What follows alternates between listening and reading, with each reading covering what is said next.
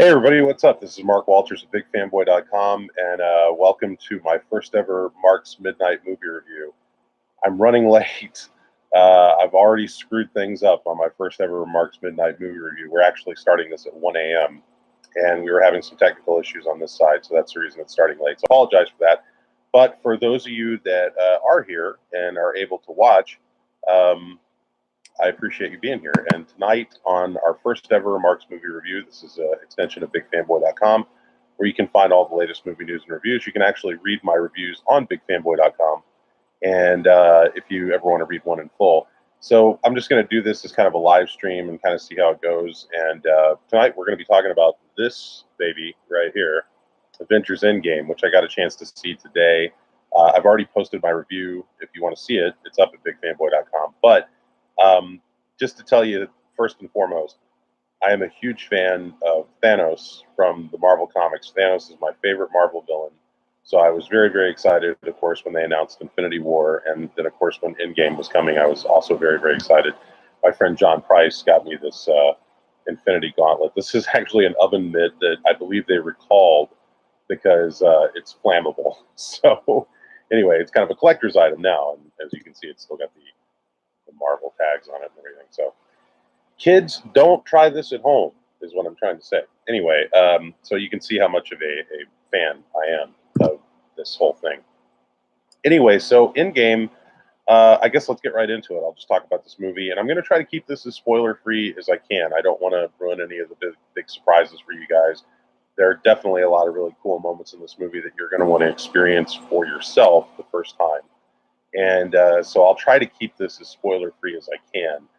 That being said, it is hard to talk about a movie and not mention at least minor plot details of how things are set up for the characters and whatnot. So there may be a few things that I say that you think are big spoilers, and they're not. Most of the time when I recount the plot of a film, I just talk about like the first 20 to 30 minutes of it. And this is a over 3-hour movie. So there's a lot to cover, and there's a lot that I am going to leave out so that you guys can experience it for yourself. So this film picks up, hey, did you hear that? That's thunder. We're getting major thunderstorms here in Dallas.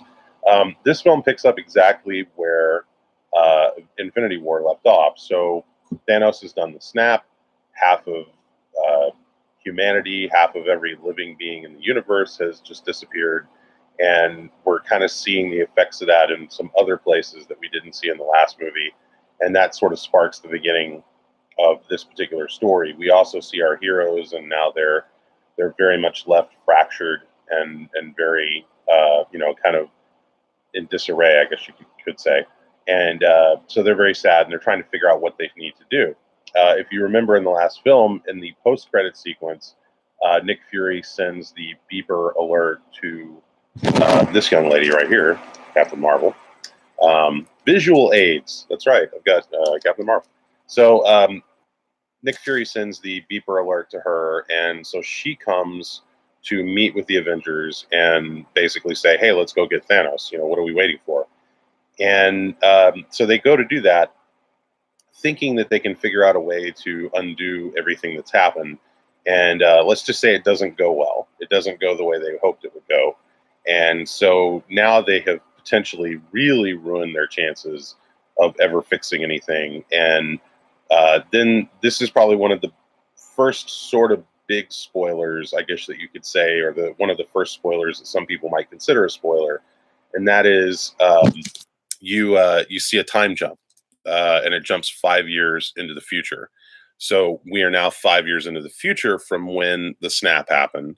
And we sort of see the effect that that's had on the world. We see that, people are in recovery groups trying to figure out how to cope with, loved ones and people they cared about suddenly just disappearing.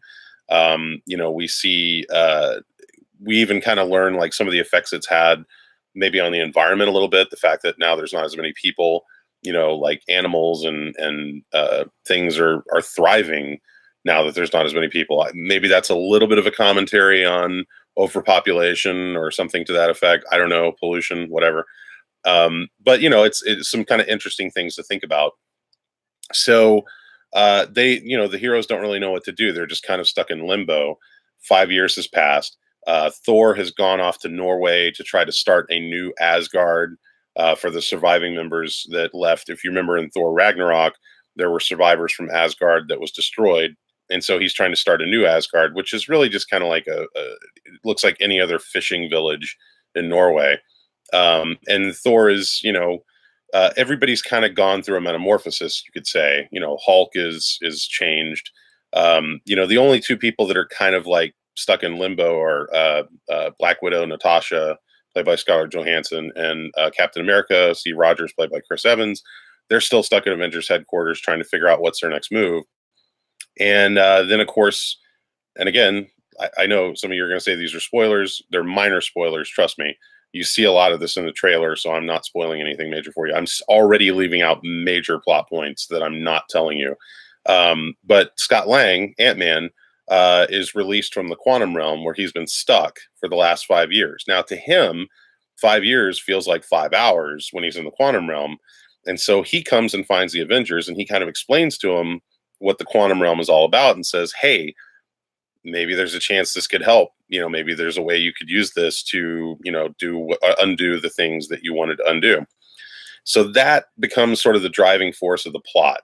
Basically, now you've got the Avengers figuring out, okay, if we can figure out this whole thing, and it does get into time travel.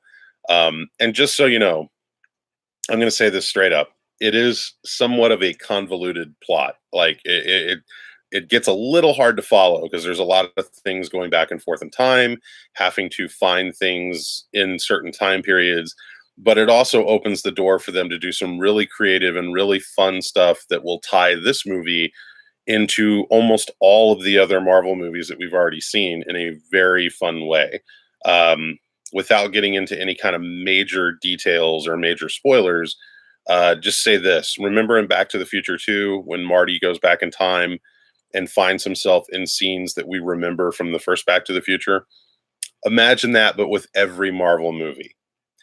It's that fun. It's really, really cool. But I'm not going to go any further than that. It's not going to, I'm not going to give you any major spoiler details or anything like that. So they're trying to figure out a way to basically beat Thanos at his own game. And then there's some challenges that are kind of thrown at them, and they have to figure that out. And of course, they have to work together as a team while at the same time splitting up and going in different places to find the stuff that they need to find. So that's the basic plot. Now, that is what I told you basically covers like maybe the first 30 minutes or so of a 3-hour movie. So there's a lot of stuff I'm leaving out. And I'm leaving it out because I want you guys to experience it for yourself. But I just thought, hey, it would be cool to talk to everybody about, the movie a little bit. And I can honestly tell you, I had so much fun in this movie. This movie delivers everything that you want it to deliver from a comic book movie. You've got all these great characters. You've got characters that we've experienced. We've lived with these characters for the last 10 years. 22 movies. That's an incredible legacy.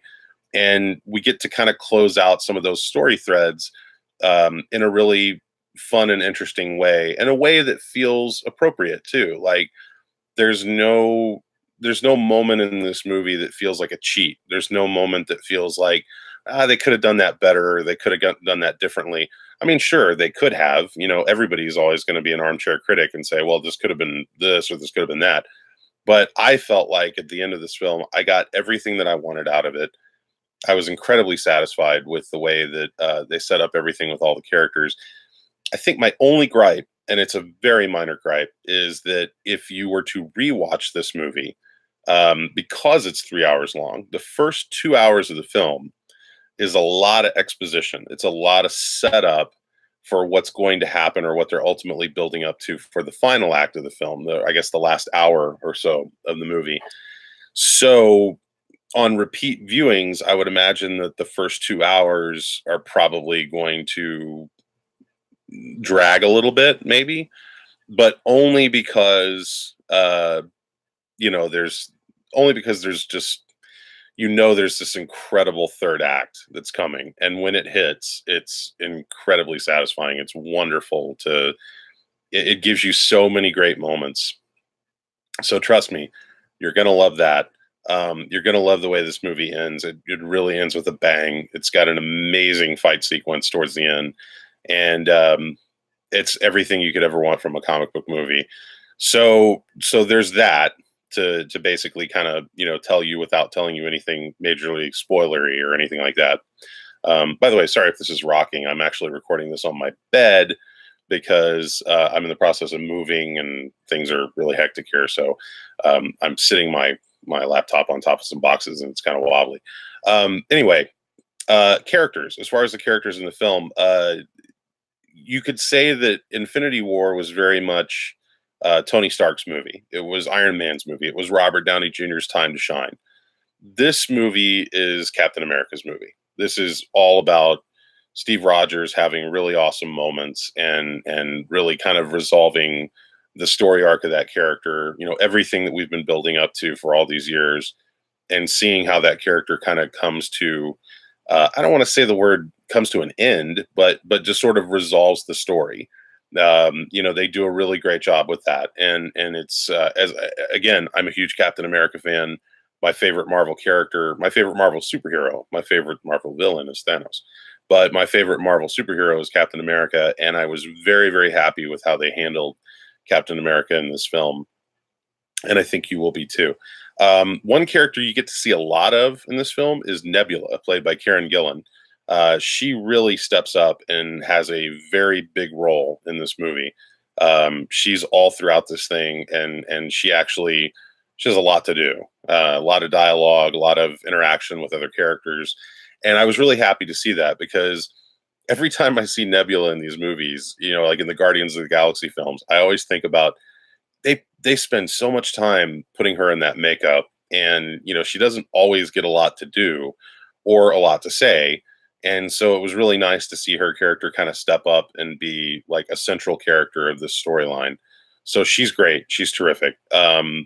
Another character you get to see a lot of, for those of you that were upset that you felt like Hawkeye got the short end of the stick by not being in Infinity War, trust me, this makes up for it. He is all over this movie, and you're gonna get you some Hawkeye in this film in a very very cool way. In fact, if you've always felt like Hawkeye was not a great character or didn't really live up to some of the other characters in the movies, I think you're going to change your mind on this movie. Same sort of thing with Captain America. Like if you were not a fan of Chris Evans, if you didn't feel like Chris Evans was really selling you on Captain America, I think you're going to change your mind when you see this because I think he's really terrific in this film. So, and then we also get some really fun stuff with Thor that is very kind of unexpected, very unusual, and they really commit to it and carry it through the whole film, and it's really fun.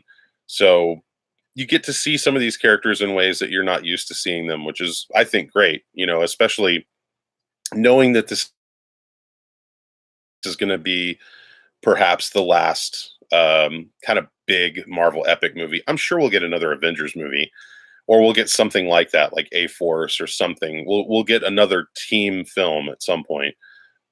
So I'm sure that there's more to come. But this is kind of the resolve of the last 10 years, 22 films. It's all been building up to this, and I really like I love what they did with it. I thought it was just very very satisfying. Let's see. I'm leaving out any other kind of character stuff. Rhodey, Don Cheadle's great. He gets some really great moments. Natasha gets some good moments. We don't really get to see Natasha do a whole lot in the other films.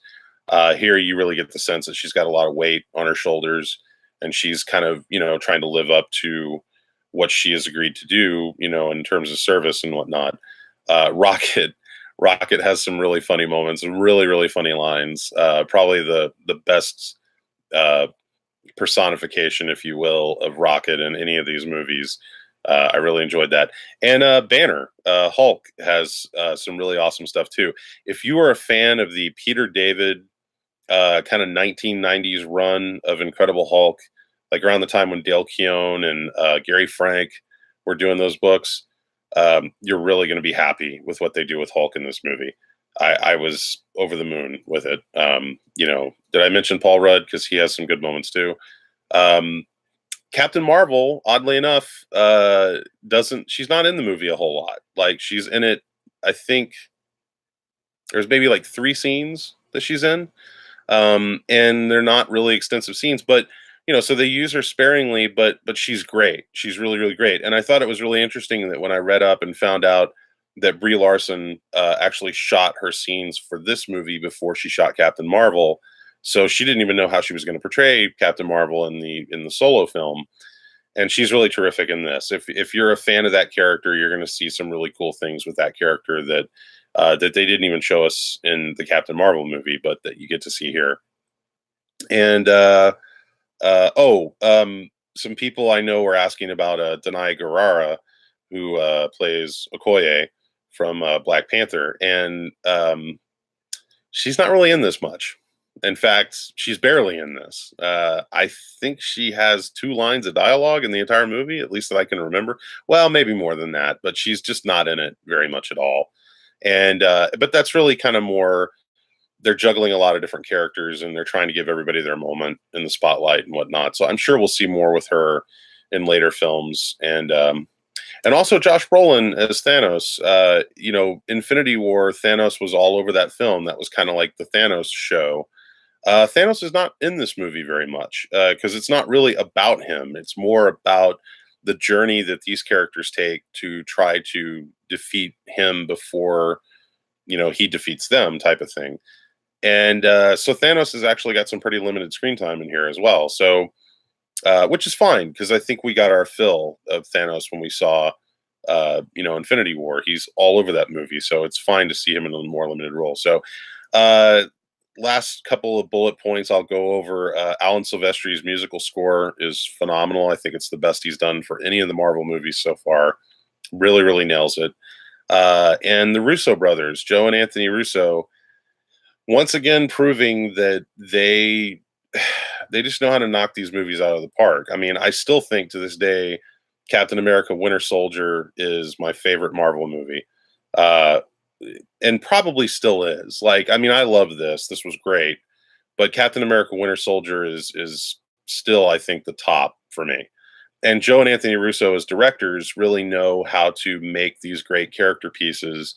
They know how to juggle a lot of different characters.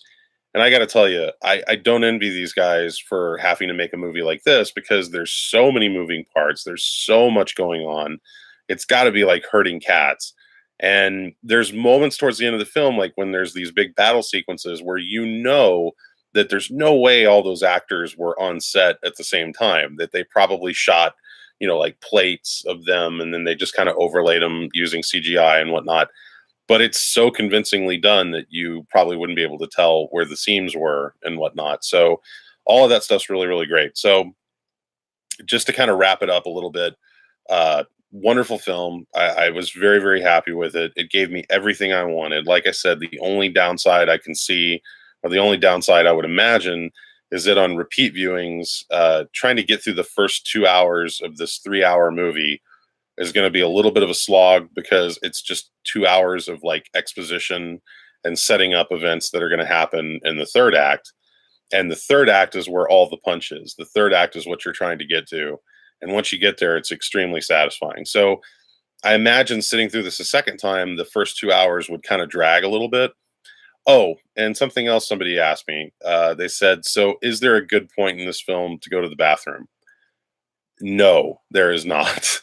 I hate to say that, but the truth of the matter is I was at a press screening for this, and I saw several press members get up to go to the bathroom at different points, and they would be gone for all of 2 minutes. And in that 2 minutes, they missed so much awesome stuff that when they came back in, I was just sitting there shaking my head like, I feel sorry for these guys. So that's kind of funny in and of itself. But yeah, so great job with the characters, great job directing this film, really great wrap up to all of the Avengers movies and kind of all these different Marvel films. They did a really great job of tying it all together and giving us a really nice finish. The last thing I'll throw in there, just to kind of put a button in this whole thing, if you are a comic book fan, if you collect comic books, I won't say why, but I always like to give people a tip and say like, hey, you might want to pick this book up for whatever reason. Certain books have become really, really hot because of events that happen in these movies. Like, if there's a first appearance of something that happens in a comic book, people are like, oh, we got to go pick that up because they did that in the movie. This is a title that is currently out right now from Marvel. As you can see, the title is As Guardians of the Galaxy. It's written by Cullen Bunn. Really good book. Pick that book up now. That's all I'm going to say. I'm not going to say why, but if you can find it at your local comic shop, get it now while you can, because I think it's probably going to increase in value, but I'm not going to say why. You'll have to figure it out when you see the film. So that's my hot tip for this particular film. But yeah, check it out this weekend. Again, this is a 3-hour movie, so make sure you use the bathroom. Don't get yourself that giant gallon of soda when you go to the concession stand. It's going to backfire on you. Trust me. So, you know, but enjoy the film, and please let us know what you think. If you guys are new to my channel, this is the first time I've ever done one of these live movie reviews. We're going to be doing more of them for other films coming up. So please like and subscribe if you would. I'd appreciate it. We can always use extra subscribers on here. We've been around for 14 years that we've been doing stuff. On YouTube, probably less, but we can always use a couple extra subscribers. So we got a lot more fun stuff coming your way. And if anybody is in the Dallas area this weekend, starting on Thursday night, we will be set up along with Dallas Comic Show. We will be set up at the Alamo Draft House, Lake Highlands, and we will be selling some comic books. We'll have some movie posters. We'll have a lot of cool things available that you guys can purchase. We'll have some freebies that you can just walk up and take if you're there. So, you know, come out and see us at Alamo Draft House. We'll be there Thursday night from 6 p.m. until 10 p.m. And then I think we're tentatively scheduled to be there Saturday night around the same time, like 6 to 11, I think. That's in Dallas, Alamo Draft House, Lake Highlands. Check it out. So anyway, this is Mark Walters with BigFanboy.com. Thank you so much for watching, and we will see you on the next Mark's Midnight movie review. And I hope everybody checks out Endgame this weekend and tell us what you think. By the way, is it Dee Dee? Is that how I say it? I just wanted to say hey. Thanks for joining us in the chat. And yeah, so we'll see you guys next time. Everybody enjoy Endgame this weekend and tell us what you think. And check out BigFanboy.com for all the latest movie news and reviews. We'll see you next time.